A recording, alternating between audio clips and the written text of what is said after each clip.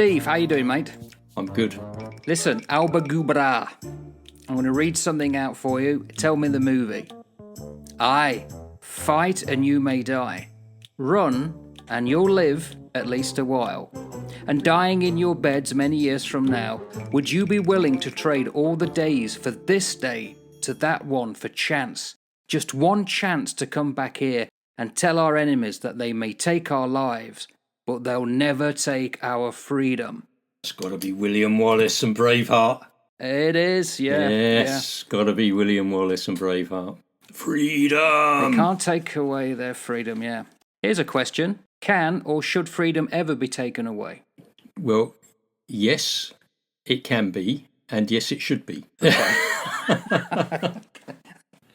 Right. So yes, it can be taken away because obviously the state take away people's freedom all the time. Because there are those people who, in my view, have lost the right to liberty, which means that they've lost the right to their freedom. And people who have committed violent crime, people who have murdered people, people who have raped people, people who have been locked up, their freedom is taken from them. Their liberty is taken from them. There is certainly a right for the state to remove the freedom of others. You could take that to its extreme in so much as there is also pretty much every state in the world has a right for certain instruments of the state to kill people at certain times. Yes. And that's the ultimate removal of somebody's freedom because it's taking away their life. I think the question is, when should it happen? So there are very good lawful reasons that it can happen, but when should we limit those freedoms? When should freedom be limited? Yeah. So when we were at sea, Yeah. we had certain things we couldn't do. There's certain places we couldn't go down to because we were a danger to ourselves, let alone other people. So I don't think they ever let us go into the boiler room because you only have to touch something and it may be super hot. You need expertise to do certain things. And if you decided to jump off the side because you wanted the freedom of the sea, well, good luck to you. Doubtful in the middle of the ocean you're going to be around for long, but hey, there you go. There's certain things you can't do. And I don't think anybody had a problem with their freedom being taken away. Likewise, if you want to live undersea in no bathysphere or with any oxygen mask, again, you ain't going to live long enough to worry about it. And certainly in space. We knowingly give up freedoms, but a lot of it's in the mind because we agree to it. When you take somebody's freedom away and put them in prison, suddenly it's a problem because they didn't want that to happen. I used to show kids at school a video of a Buddhist monk who used to go in and help prisoners because he told them that he actually spent longer than in a cell than they did, but he chose to do it. He was a Buddhist monk, trying to show them that they don't have to get in their heads and build up despair. All our so-called freedoms are in our head. They're actually concepts, they're not actually in reality, a lot of them. But you take them away from people. I have a right and a freedom to say what I want. And you do. You have the absolute right and the freedom to say whatever you want. However, there's a proviso. If your choice to say what you want suddenly starts to infringe on somebody else's freedom and causes anarchy, then you've now stepped beyond what is a reasonable approach. And yeah, you can say it, but now by doing that, you've now taken that approach way too far, and you now suffer the consequences of that. There was nothing to stop us hanging over the side of the ship when we were at sea. There was a guardrail which said, by being there, I suggest you don't climb over me and hang off the side of the ship. But there was nothing to prevent us from doing that. We could choose to do it. And so if we had done that, fallen over the side and sunk to the bottom of Davy Jones' locker, then that was our choice, right? We had the freedom to do it, and our freedom led us into a place of dire consequence. So to live in a place that is free means that you have the ability to choose this course or that course. And everybody talks about freedom, rights, but very seldom do they talk about responsibilities, which is what you're alluding to. Socrates talks about this in the Republic. If you took weapons from somebody and they say, oh, look after this for a while, and then when they come back wanting it and they're plainly angry or disturbed, perhaps mad, and they want it because they want to go off and do some harm, you shouldn't give that back. That you should restrict what you give to them. You're taking away their freedom, in a way, to do certain actions. Well, that surely is acceptable. So we can take away freedoms if it's going to help them and possibly save somebody else. And we should. So the question is, how should we limit those freedoms? So if you are removing somebody's freedom of expression, for instance, by pressure, by coercion, by threat, then you are the one that's in the wrong. Unless we're a parent. Yeah, unfortunately nowadays you're still the one in the wrong. If you are exercising a right to stand up against something and expressing your freedom like that, and somebody locks you up because it goes against what they want you to say, and there's nothing wrong with what you say, it's just a different narrative. You're almost like using a sledgehammer to crack a nut, and I don't think that's the right way to do things, but at all. I really don't think that's the right way to do things. So within our Western world and within the country that we currently live in, within the country that we came from, you have the legislature, you have the foundation of all of those legal frameworks which allow you to say whatever you want. But when that moves beyond a certain point of just expressing a view to expressing a view with an intent to cause harm or to cause riots or to incite violence, now you've moved out of what is an acceptable forum into a criminal territory. And we've already got statutes and we've already got legislation that caters for all of that. So people know that there are limits to your freedoms, because you can't just do what you want and you can't just say what you want without the expectation of there being some consequence if you push the boundary too far, like the guardrail on the ship. Unless you're in America. Well, I don't know. There seem to be people there that have incited certain things and have never been brought to justice. Well, there are certainly some people that have been involved in those things that have been brought to justice. And in the same way, on the flip side, there are people who have passed on like a social media comment in the UK and have been locked up. Yes, that's right. That's quite disturbing, isn't it? How does that work? Yeah. Well, because there is a theory that only a certain level of people ever get done. If you're above that, you tend to get away with things. Well, you tend to become prime minister or president, don't you? If you're above that level. Absolutely. Yeah, absolutely. So, but I think who was it? Franklin Roosevelt in the State of the Union address. Interestingly enough, on January the 6th, 1941, talks about four essential human freedoms. He says the first is freedom of speech and expression everywhere in the world. The second is freedom of every person to worship God in his own way everywhere in the world. The third is freedom from want, which translated into world terms means economic understandings which will secure to every nation a healthy peacetime life for its inhabitants everywhere in the world. The fourth is freedom from fear, which translated into world terms means a worldwide reduction of armaments to such a point and in such a thorough fashion that no nation will be in a position to commit an act of physical aggression against any neighbour anywhere in the world. And I think he's probably got a point there with those things that he's talking about. But securing freedom from fear and securing freedom from want is really going to be difficult in a society. Well, increasingly naive now. Yeah, totally. But those were some of the sort of thoughts that they had back in the day on January the 6th. You said freedom from fear. Is he the one who said the only thing to fear is fear itself? I think it was Roosevelt. Yeah. The only thing to fear is fear itself. There's an argument also to be made, actually quite philosophical, and it's going to annoy some people, that freedom can never be taken away from you. Because if it's a concept in the mind, they can't take that. You will always have that so long as you are able to think. I mean, there are certain procedures that they can do, like they could lobotomize you, and you're never going to have that. And there's this wonderful, not in good, but the idea that there's a computer game that my daughter loves called Dragon Age. And the fear that they have is rogue wizards, so they steal them, so they can't do anything. They almost lobotomize their mind. So that's a thing that they can take away. But generally, it's down to us. We can't have anything taken away from us unless we will it, as far as freedoms are concerned. You can have your physical presence put into a prison cell, but they can't take away your thoughts. They can't take away your moral compass if you have one. But the key then is does everybody have those things to be taken away? And unfortunately, I'm not sure that is the case. A lot of people are born with absolutely no moral compass. And unfortunately, we live in a society which has jettisoned all of those aspects that are actually sort of metaphysical type of concepts, really. They are outside of the materialistic world. And we have been born into societies which only focus on the material.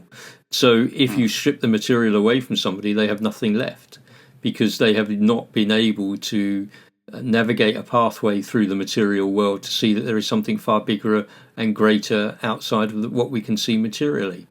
I think what's quite interesting is that with a strong spiritual awakening, you begin to recognize more and more that, yeah, your freedom can't be taken from you, because you are free. Even if you're locked up in a cell, you are still free in who you are. You can travel the universe in your mind. Nobody can close down your thinkings unless, as you have rightly said, there is some medical intervention to make you into a living vegetable, unfortunately. So you can soar wherever your soul and your mind can take you. No one can break that. No one can remove that from you unless you give it up. Unless it's ourselves. Unless you give it up, yeah. But they can strip away all of the stuff around you, the material stuff around you, which makes life very difficult for you. And if all your focus is on that material stuff, then your freedom, yeah, of course it can be ripped away from you, and you are left with absolutely nothing, just a mere shell of who you are. Yeah. There's a couple of quotes here that are really apt. One's from Aung San Suu Kyi. She's the one out in Burma, Myanmar, who for years was in house arrest, wasn't she? Yeah. She's now being vilified for being just as bad as the people she was fighting as for some reason. But she said the only real prison is fear, and the only real freedom is freedom from fear. So fear is our prison, and we create it. We create the walls often, and we feel that we can't get out. Yeah. But you impose then that prison on you, because it's not done necessarily external. The fear of rejection, the fear of I can't do something, the fear that I will always be poor. And the other quote is by Peter Marshall. May freedom be seen not as the right to do as we please, but as the opportunity to please to do what is right. Yep. Well, of course, that's based on what is right, isn't it? Well, that's right. What is right? What is right? What's right for you may not be right for me. But I think as well, when I sort of think back about people that have been locked up over many years and been put into prisons, I always think of Nelson Mandela, who was locked up in that little cell of his for so many years, and he came out of it, and while one man's freedom fighter is another man's terrorist, which I understand, he came out of it a leader and did some incredible things for South Africa. Incredible things. Yes. One of the things he said in his what's his book? His long walk to freedom, I think it's called, isn't it? His book. He says in it, for to be free is not merely to cast off one's chains, but to live in a way that respects and enhances the freedom of others. Yeah. So when you are unshackled, not just from all of the materialistic crap that goes on around you, so when that no longer has a tie on you, when you are free, then there is an onus on you to now live in a way that can actually unshackle other people around you, that can help other people understand what it means to live a life which is not dependent on all of this stuff, to dial down on the things that society wants to rapidly dial up on.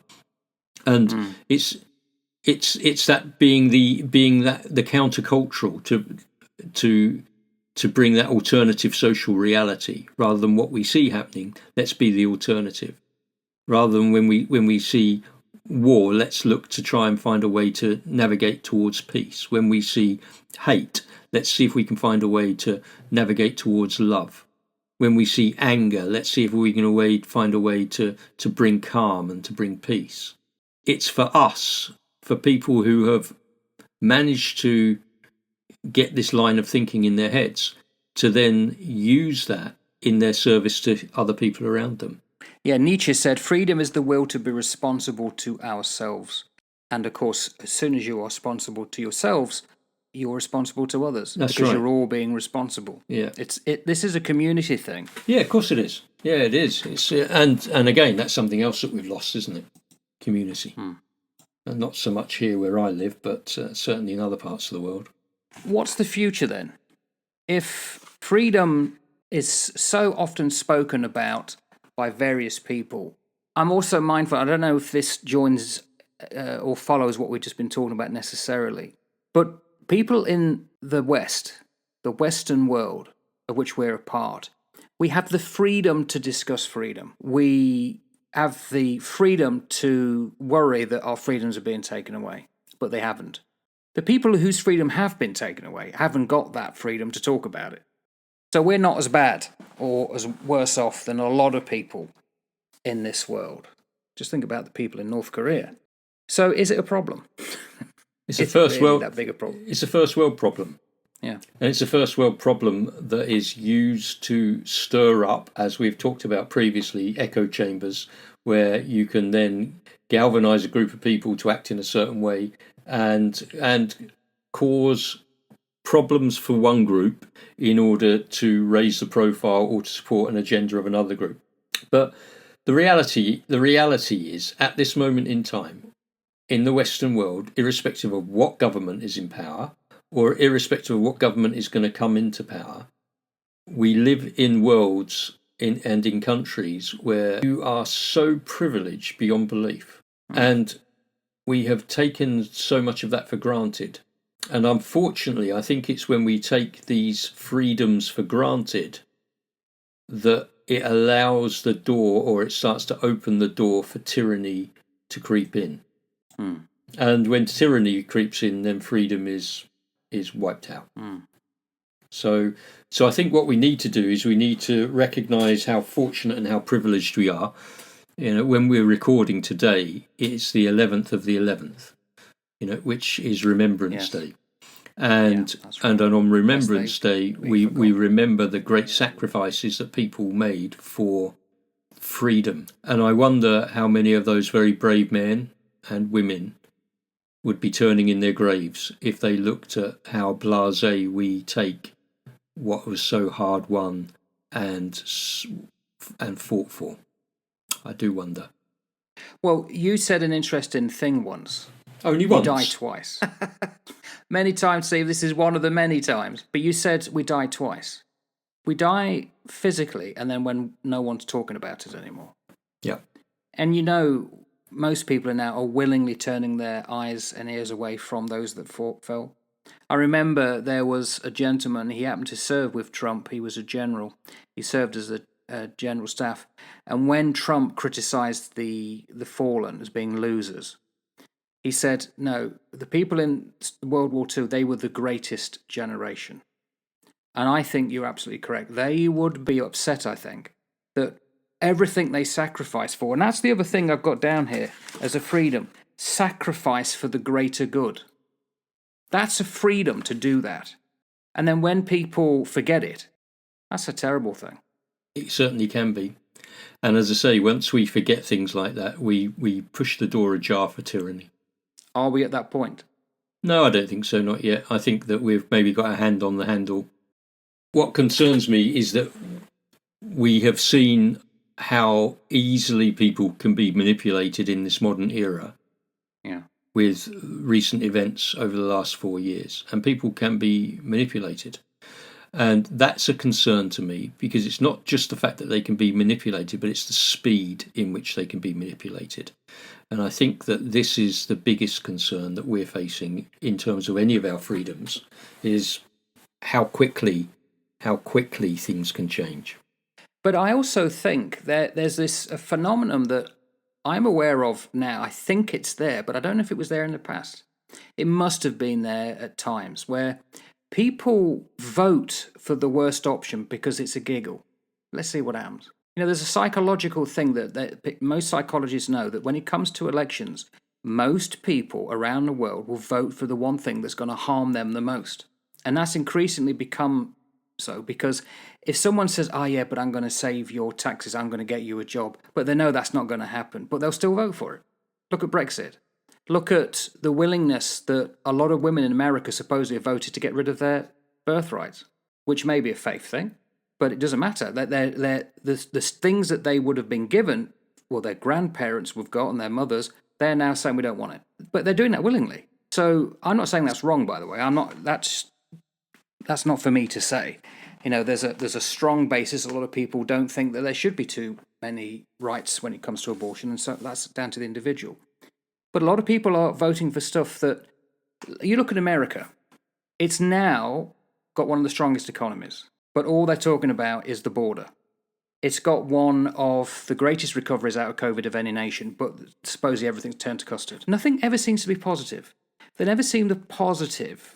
They want to vote in a chaos agent, which may be the answer. In fact, someone said on CNN, they said, well, look, perhaps it's now time for you people on the left to think that perhaps Trump's correct.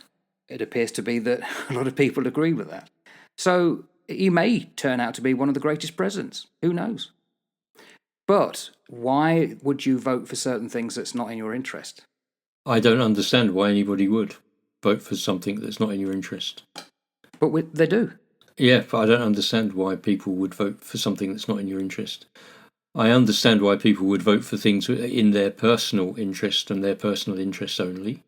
Like some people would vote for keeping a particular currency or changing to a different currency so that it means that they don't have to worry about changing their pounds to francs when they go across to France. And it's only because they go on holiday. They give no thought to anything else. They give no thought to anyone else other than the fact that they're going to go on holiday. And so therefore that's why they want this currency change, as an example. I don't understand why anybody would vote for something that they don't want. I don't understand that. I don't. That doesn't resonate with me at all. So if that's the study, then I'm either very bizarre or I'm very misguided. No, I don't think you are. But a lot of people, unfortunately, do. And it beggars belief as to why. And it's also that future historians are going to look back and they're going to look at America and thought, how did Trump manage to come back from the political dead so quickly and so forcefully? It's unbelievable. That's going to be a study in itself. Oh, look, in terms of political comebacks, it's staggering. It's absolutely staggering. It's true. Whether it's right, whether it's wrong, whether it's genuine, whether it's not, it's a staggering comeback on face value. And so if you take it on face value, it's absolutely staggering. So you can either accept it on face value or you can look to critique it to find that it can't possibly be true because you're not willing to accept it. I do find that there are lots of people today who are not willing to accept anything that isn't their view. What gives you the right to say that? What gives you the right to do that? What gives you the right? Well, it's the same that gives you the right to ask me that question. What gives you the right to talk to me like that? What gives you the right to look at me like that? What gives you that right? Why do you think that you are the one that is holding all of the answers? And I think that there are too few people that are actually willing to engage in dialogue and understand each other. It's about me, my right, I'm right, you're wrong. Therefore, you're a non-person. And that's dangerous. We may see that. One of the things I read about after the day after the election in America, one woman said she was walking down the road with her child, and it was known that she had voted Democrat. I think she'd had some sign outside of her house. She wasn't even at the house. She was in town, had no political markings, yet a car, a big SUV, pulled up beside a woman, looked out the window and said, "You lost, bitch," right in front of the 6-year-old, and then sped off, cackling. Yep. That's a loss of freedom. And that's being imposed. And I could send you a video clip of the exact same from the other angle, where a Democrat woman, black Democrat woman, pulls up alongside a guy who's wearing a Trump hat, who slags him off and slags him off and slags him off and slags him off, and then tells him what she thinks of him and screw you and drives off. So what you get on one side, you get on the other side. And there is nothing to choose between people. People who behave like that are going to behave like that whatever side they vote, whichever way they vote. And I just think that what accounts like that do, whichever side it's from, is they look to provoke a emotional reaction by the people that watch it. Oh, this is terrible. This is shocking. Well, yeah, it is terrible and it is shocking. But it's as terrible for that one to have said it as it is for that one to have said it. Both are equal to each other in terms of rudeness, bad behaviour, poor manners, whatever it might be. But what we do is we focus on that one because that's the way that we are we lean or we're wired, and we're not willing to take on board the other one. And so I think everything is about balance and trying to walk as balanced a path as possible, recognising that whatever side you vote for or whatever side is in power, they ain't going to get it all right. But you need to give things a chance, and you need to give people a chance. I can remember when Jacinda Ardern came into power first time round, and I'm not a Labour man. I know it's hard to believe, but I'm not a Labour man, and I would never have voted for her personally. I wouldn't have done. However, she came into power, and some of the things she did I thought were absolutely brilliant. Brilliant. When the Christchurch shooting happened, her response to the Christchurch shooting, I do not know of another world leader at that time who could have responded in the way that she responded, and I take my hat off to her. And I was quite heavily involved in that, and I take my hat off to her. I think she did an outstanding job, an absolutely outstanding job. But there are other things that she has done which I think she has done an appalling job over. But guess what? That's part of life. They do good things, people do bad things. They perform very well in a certain area, they perform less well in another area. And at the end of the day, the electorate, then make a decision as to whether they agree with your opinion. And most people thought that she was not the Labour Party, because she had already stepped down, but the Labour Party were not worth voting back in again. Now, whether that's right, whether that turns out to be right, whether that turns out to be wrong, time will tell. It was their freedom, and they exercised their freedom to vote. Absolutely. Hope springs eternal. I will exercise my freedom to believe that all is going to be well, and 3 or 4 years we're going to have a better world and probably a more understanding world. I think the anger of the last 10, 15 years is starting to run out of steam, and the further we get away from COVID and the reality of running a country kicks in, things are going to start changing things, because it's all right being the dog chasing after the car, but when you get the car, well, you're in charge now.